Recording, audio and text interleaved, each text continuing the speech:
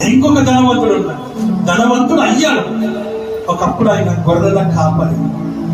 నా ప్రాణమా యెహోవాను సన్నతించు, నా ప్రాణమా నా అంతరంగంలో సమస్తమా ఆయన నామమును స్తుతించుము, స్తోత్రించుము, ఆయన నామమును గణపరచుము, ఆయన నామమును మహిమపరచుము అని అంటున్నాడు. ఆయన గొర్రెల కాపరి నుంచి రాజు అయ్యాడు. ఏం పేరు? దావీదు. ఆమె హల్లెలూయా. గొర్రెల కాపరి నుంచి ఎక్కడికి వెళ్ళాడు? రాజుగా మారినాడు. ఎందుకు?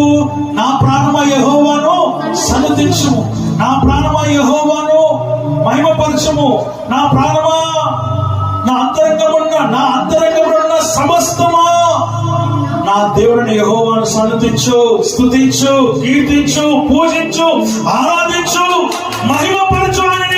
ఆయనే నీ దేవుడు, ఆయనే సృష్టికర్త, ఆయనే సమస్తము కలుగజేసిన వాడు.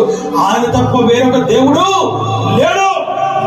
కాబట్టి నా ప్రాణమా యెహోవాను సన్నతించమంటున్నాడు. నా ప్రాణమా ఆయన పరిశుద్ధ నామమును సన్నతించు, ఆయన పరిశుద్ధ నామమును సన్నతించు. ఆయన చేసిన ఉపకారంలో దేనిని don't forget what he has done in your life.